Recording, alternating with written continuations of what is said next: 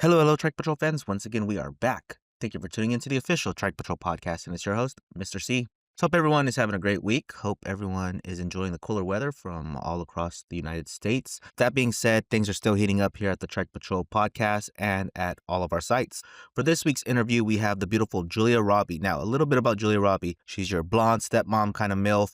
Now, I do want to mention she was featured on MILFtrip.com a couple years ago. So great scene. Shout out to the producer. I think this was shot with Chuck.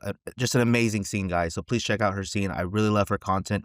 Great model. Had a great interview with her. Overall, just an amazing time. So I'm excited to share this interview with you guys. As I mentioned many times, that we're not slowing down this year. I mean, we're just going back to back to back to back to back with all these interviews, bringing new faces from all over the industry. So I'm really excited for everything that's happening. I do have a couple surprises coming up before the year ends. One is for sure. One is scheduled for next Wednesday. So I hope I can drop it in a couple weeks, but I'm not going to get ahead of ourselves. As we know, you can book something, you can schedule something, but sometimes things just don't always happen. Everyone is busy in life, as you know. So all we can do is cross our fingers, but I'm pretty sure the one that is scheduled for next week will happen later in November. Let's just say if whatever this is, if it does happen, everyone will know about it. So let's see if it happens. Before we get into today's podcast interview, let's talk a little bit about what's happening at the Globetrotter Studios. So at ASD, I mean, there's just been a bunch of great content dropping. So the nice thing that I do love about ASD is that Tron does find all these beautiful Filipina OFWs all over Hong Kong. On the most recent scene, as of today, on the 22nd of October, was dropped yesterday of Shane B, beautiful Filipina babe, working in Hong Kong. Before that, we had Andy, who I really, really like. We dropped a couple scenes with her. Now, before that, last week, a couple more scenes dropped with Bernadette, probably the nicest pair of Pinay tits on the web. I mean, she is just amazing. Nice and thick, big tits, beautiful face, great performer, loves big white cocks. You just can't go wrong. So please check it out at ASD.com or AsiaSex.com. Here at TP, we're just having another great year, as I've been mentioning. The most recent scene was dropped on the 10th of Snowbaza in her second scene. Before that, we had Shayson return. That was an amazing scene with our hung stud Bodo. Before that, we had Marigold Kantutan, which was another amazing scene. So it's just been fire after fire after fire. I mean, eventually we're going to have to call the fire department because we're just getting too damn hot here at the TP headquarters. So tomorrow we have another great scene with a beautiful chick from Iloilo, or as known as Ilonggo. So she's your typical province babe, gets her first taste of big white cock in the main island of Luzon. Just an amazing scene. Please check it out tomorrow. That is dropping. Chow, I think Tina Nim is her last name. And after that, we have Orsep returning to TrikePatrol.com. And I'm looking at the lineup. We just have great scenes. I mean, I do wish we could kind of rearrange this because I'm excited about a couple of these other scenes that I'm seeing, such as Snow Baza. She is returning, but it looks like, I don't know, was things changed? I could have sworn she was dropping in April of next year, but it looks like it's down to July of next year. So that's going to be a while. But let's see if we can, or actually, no. Okay, yeah, she returns 2 more times. In April, she does return in an epic threesome with Marigold. So be on the lookout for that. I mean, I hope we can we could move this up maybe for Christmas so we can give you guys a nice little Christmas present. But anyways, that's what's been happening here at the TP headquarters. We've been dropping just straight fire all day long. I mean, I'm just super excited, super happy with what's happening this year at TrikePatrol.com. So at TTP, we just dropped in a unique scene. So this is a chick from Africa in Pattaya or Bangkok, somewhere in Thailand. Anyways, Amelia Star, gorgeous African babe. She gets plowed by her hung stud. So something a little different. I don't know how a lot of our members are going to think about this or if they're going to like it or not. But I mean, it's nice to have variety. I mean, you can't have a pepperoni pizza every damn day, right? So on November 3rd, we have another scene with Zaza and Rain. If I remember correctly, Rain is a first timer here on TTP. I could be wrong. Name sounds familiar. Anyways, it's going to be with Zaza. So it's going to be another amazing threesome scene. We've been dropping threesomes all day at TTP. So, I mean, yeah, check out TTP, guys, if you have yet to become a member. It's an amazing site. And, you know, just all the Thai girls coming out of Thailand, they're really making a name for themselves. A lot of content creators being well known all across the globe. So, yeah, Thailand's just killing it. At MILF Trip, we have a scene dropping tomorrow with Ariel from the UK. I try to look up the name. Unlike TTP and TP, MILF Trip doesn't have the next patrol in the member section, so I can't really see what's happening next or who is going to be next. As you guys know, MILF Trip really isn't my department.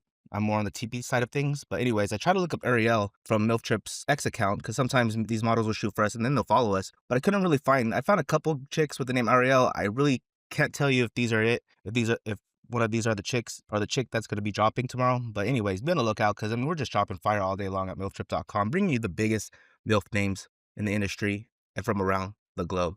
ESD most recently, I believe, was of Radka. cute check pic. ESD, as I always gotta say, if Europeans are your thing, please check it out and you will not be disappointed. And I do always say, if it's your thing, please check out helloladyboy.com. So enough talking. Let's get into this epic interview with Julia Robbie, and thank you for tuning into the official Trike Patrol podcast. And it's your host, Mr. C. All right, MILF Trip fans, we have a very special guest with us here today. We have the beautiful Julia Robbie. Hello, I am here. How are you today? I am good. How are you? Doing fantastic. First off, thank you for coming here for this interview. We look forward to it, and I'm sure our MILF Trip fans are as well. Yes, I'm happy to be here. Excited. So let's get into some questions, if you don't mind. We'll get to know you a little bit more. So can you tell us a bit about yourself and how you got started in the adult industry? Yeah, so actually, I have been in the industry a lot longer than people think I have been. It's been over 20 years, about 21 years, going on 21 years this year that I've been in the industry.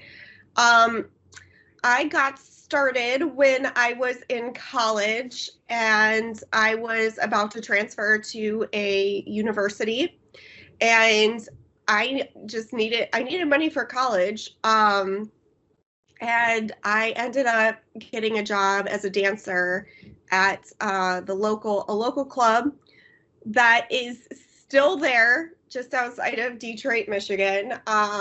And then I bounced around from club to club for a while, worked in Las Vegas. Eventually, I came out to Los Angeles and to support myself out here, still continued to dance, got into Playboy magazine, had a bunch of fun stuff going on over there, Playboy radio, Playboy TV, all the stuff that they have. Was lucky enough to have met Hugh Hefner a couple of times, so wow. That was pretty cool. And then eventually, I sometimes will step away. You need a little bit of a break from doing this. It can be very exhausting physically and emotionally. So I have stepped away a few times and worked normal jobs. And then I will always eventually get back into adult work. So yeah. Well, and thanks for sharing. Yeah, that's pretty interesting. Yeah. So I was going to say, if you want me to lead into how I got into porn, I could get into that if you want. Yeah, that's actually our next question here on the list. So please feel free to go on with that. Okay. So basically, pandemic hit in 2020. And because of the pandemic, I was laid off from my normal job, vanilla job, if that's what you want to call it. And I had still been camming on the side. So I was full-time webcamming constantly. There was nothing to do during the pandemic other than to be online. And I think the entire world was just online during that time. And I just hit a point of burnout. And I needed to do something else. I did not want to go back to stripping, being in a club again. That wasn't something I was interested in. And I started reaching out to porn agents, and I was interviewing them until I found an agency that felt, like they were going to be right for me. And then I ended up just jumping into it and getting into porn because of a burnout. So that's how that happened. Now, are you still with an agency as of today? No, I am on my own 100%. All right. Yeah. So that's thanks for sharing. Yeah, I think you were still with an agency when you shot for us. I gotta say, everyone's loving your scene with MILF Trip. It's a great scene. You did really well. I personally loved it myself. Good. I'm glad you enjoyed it. So the next question we have: what misconceptions do you think people have about your profession, which is your adult job? Well, I think there's a lot of misconceptions. For example, I feel like, I think people assume that I'm always in my house dressed in lingerie. I mean, look at me right now. I'm a normal human being. So I am just I guess the best way to put it is I'm a normal person, just like you, just like everybody else on the planet. The difference with me is I am a entertainer.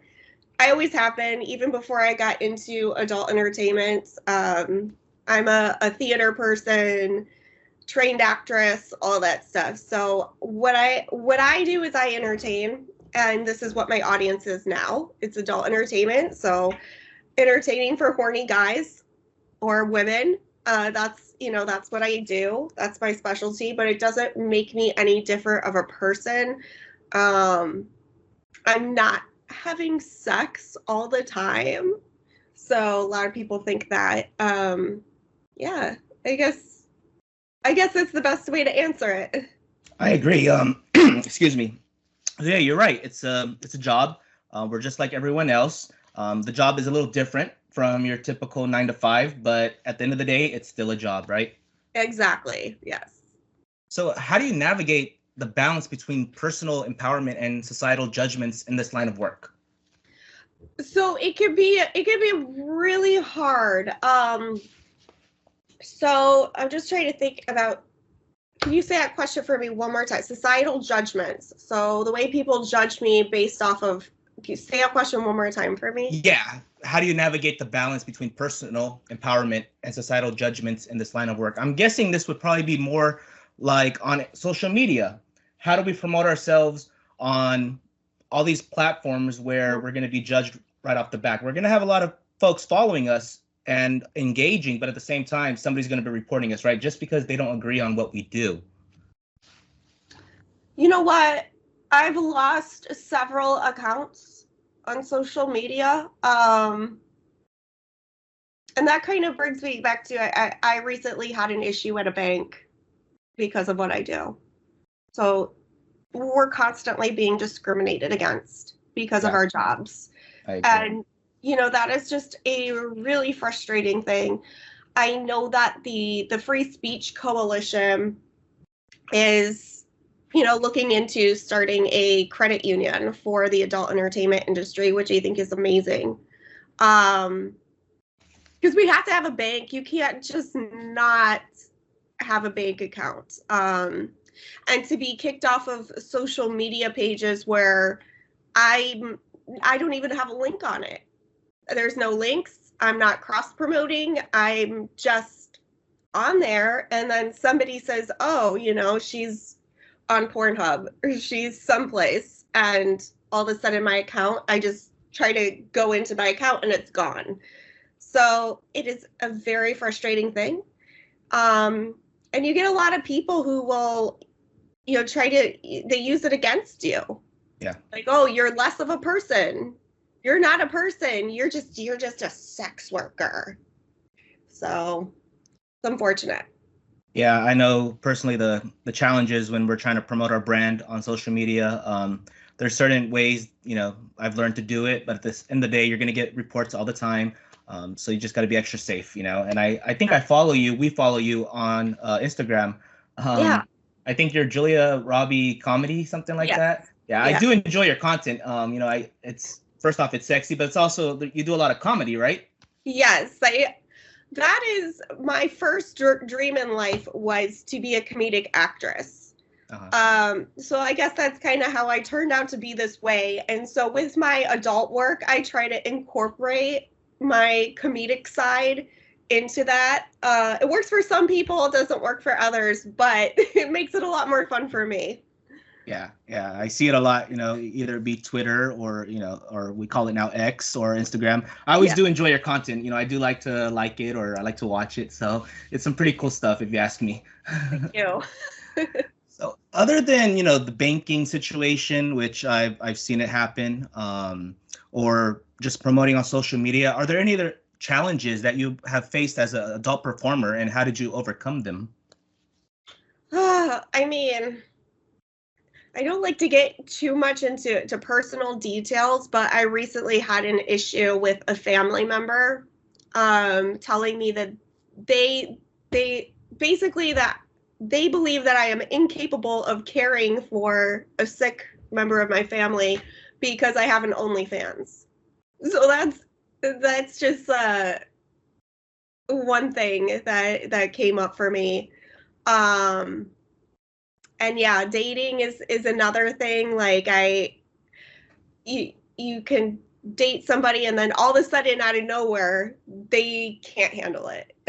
Yeah. And they'll use it against you, which I know I'm not the only adult performer who's had that happen to them, where the person seems like, oh, they're confident, they got this, they can handle it, and then all of a sudden it's like, you're just a cam girl. Like that's all you are.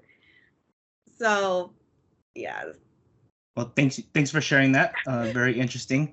And I've seen it a lot with other female performers. Dating is always, usually a constant problem where either they're trying to date someone and they find out what they do and they think they could just do whatever they want on the first date just because the girl is an adult, or they end up trying it out and they can't handle it, that their girlfriend is going to her bookings and having doing her job, so exactly. Yeah.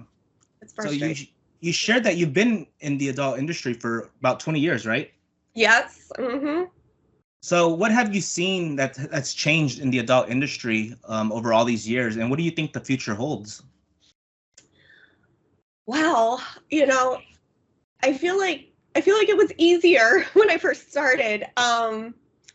From just working the floor at a strip club, approaching guys and just having that's something that I'm very used to, is having a one-on-one conversation with somebody, going off for a lap dance or getting into cam, and you do the same thing. You're engaging with other humans on the internet and then having an intimate time in a private one-on-one cam session. And I was so used to getting to know these people, and now it's trailing off.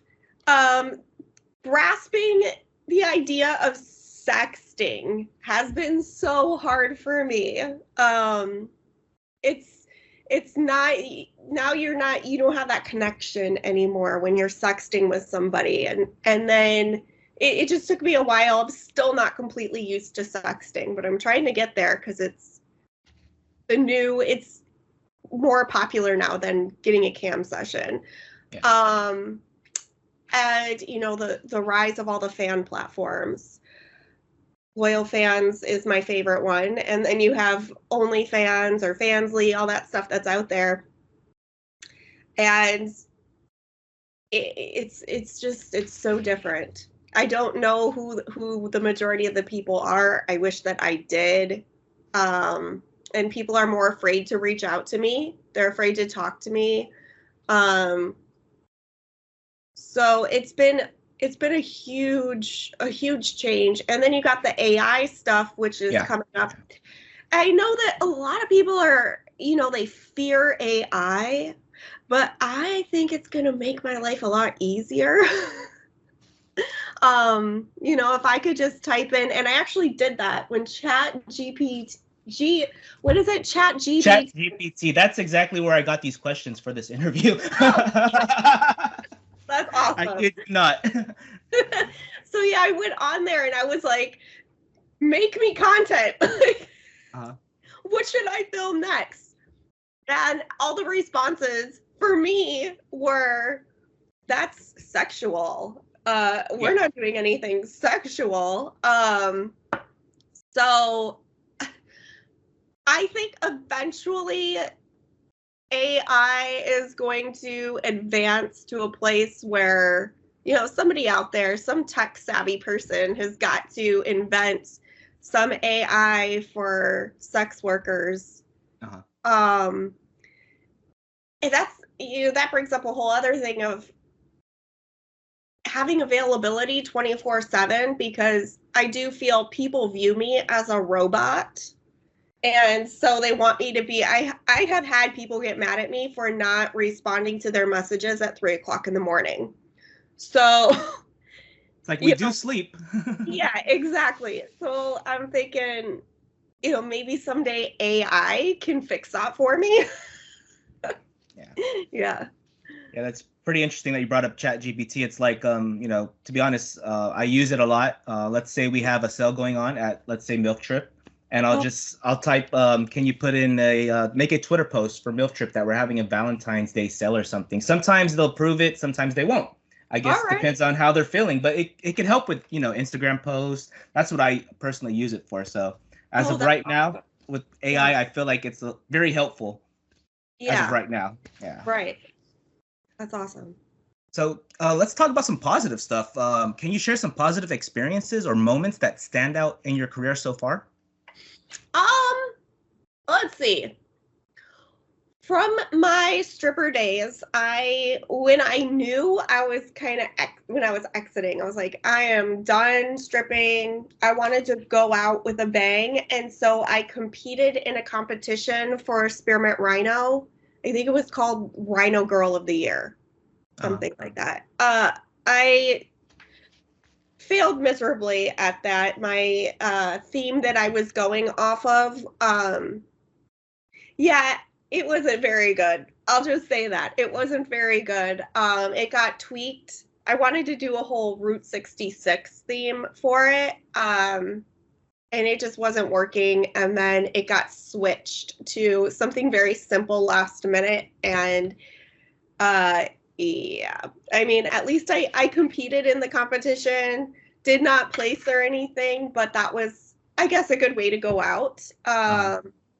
And then I would say more recently, it was last year. Yeah, it was a year ago when I shot for Adam and Eve, and I did my first and still my only feature, which was called Date Night. Okay. Yeah, so that was a good experience for me. Yeah, thanks for sharing. That sounds like some really cool stuff. And what was that studio that you shot for or site? Adam and That's Eve? Adam and Eve. Are those performers or is that a pay site? I'm sorry, I'm not I never heard of. It's a pay site. It's a pay site. Okay. Yeah. Gotcha, gotcha. I'll have to check it out. Yeah. So, is there a sense of community and support among adult performers, do you feel? And how do you guys support one another? Yeah, there's some great options, and I think support is so important in this industry. Yes. So one that I really love right now is Pineapple Support. Yeah, I've heard of them.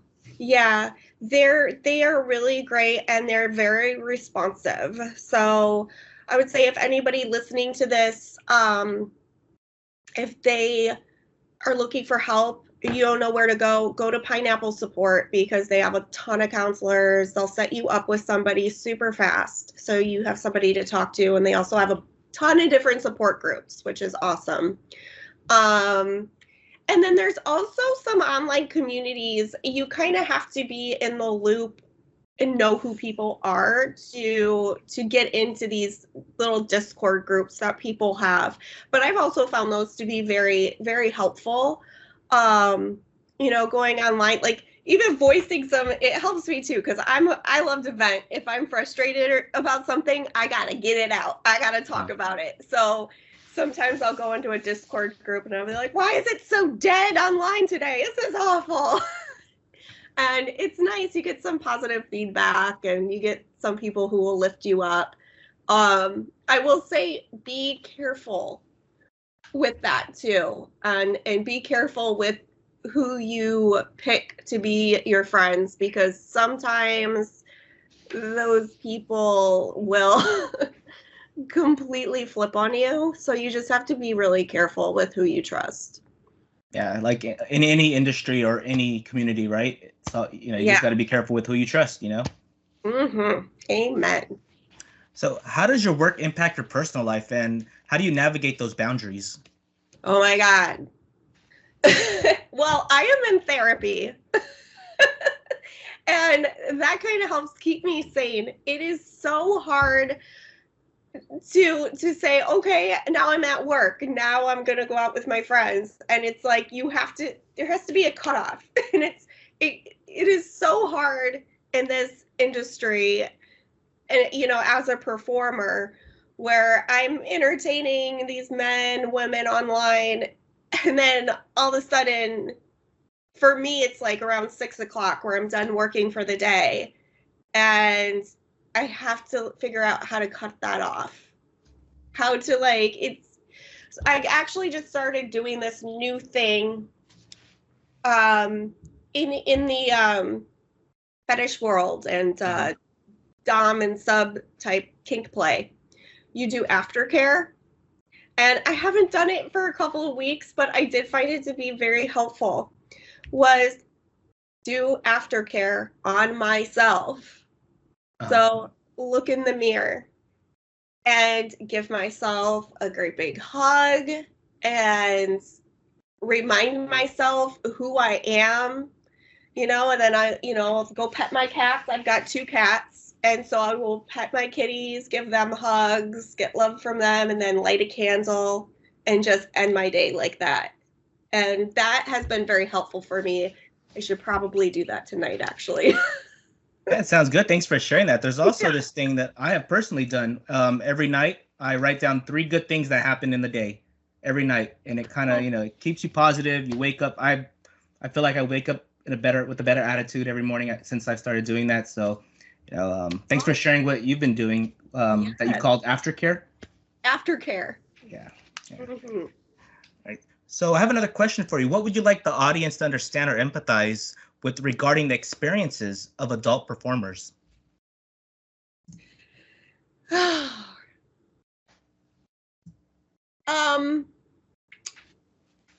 Why is that a hard question? I think because there's a lot of answers. That's why. Maybe too many to share, perhaps. I guess fantasy versus reality. I mean, what you're seeing and experiencing when this is it.